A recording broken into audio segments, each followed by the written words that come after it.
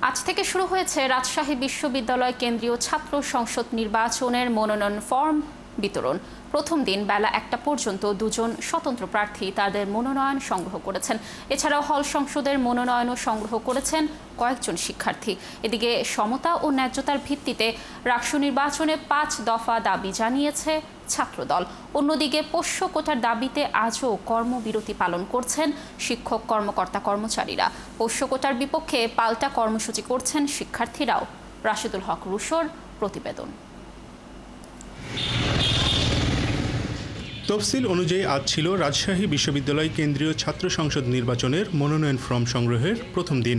সকাল 10টা থেকে রাকসুর কোষাধ্যক্ষের কার্যালয়ে কার্যক্রম শুরু হলেও এদিন বেলা 12টা পর্যন্ত কোনো শিক্ষার্থী মনোনয়নপত্র সংগ্রহ করেননি। পরে বেলা 12:30টার দিকে রাকসুর এজিএস পদে স্বতন্ত্র প্রার্থী হিসেবে মনোনয়নপত্র ওঠান ইসলামের ইতিহাস বিভাগের 4র্থ বর্ষের শিক্ষার্থী সজিবুর রহমান। এরপর মনোনয়ন সংগ্রহ করেন স্বতন্ত্রভাবে নির্বাচনে অংশগ্রহণে আগ্রহী কয়েকজন শিক্ষার্থী। হচ্ছে সাধারণ স্টুডেন্টদের অধিকার, এখানে যদি কোনো দলীয়করণ না হয় বা আমরা হচ্ছে যে স্বতন্ত্র থেকে সাধারণ শিক্ষার্থীদের জন্য কিছু করতে চাই। শুধু নারী শিক্ষার্থীদের না, আমি ভাইদের সহযোগী হিসাবে রাষ্ট্রতে নিজের অংশগ্রহণ নিশ্চিত করতে চাচ্ছি।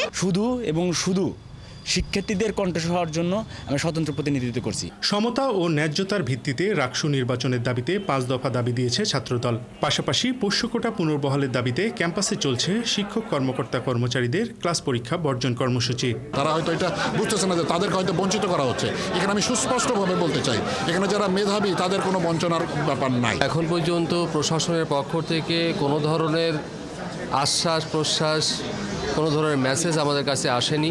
এমন অবস্থায় শিক্ষক কর্মকর্তা-কর্মচারীদের এই আন্দোলন রাকসুতে কোনো প্রভাব ফেলবে না জানিয়ে ছাত্র সংসদ নির্বাচন সুষ্ঠুভাবে সম্পন্নের স্বার্থে সব ব্যবস্থা নেওয়া হবে বলে জানিয়েছেন প্রধান নির্বাচন কমিশনার। এত বছর পরে যে রাকসু নির্বাচন হতে যাচ্ছে, এটা আমরা সুন্দর, সুষ্ঠু এবং নিরপেক্ষভাবে যেন সম্পন্ন করতে পারি, এবং সেটা করতে হলে আমাদের যারা স্টেক হোল্ডার আছে, বিভিন্ন ছাত্র সংগঠন, সবাইকে নিয়েই করতে হবে।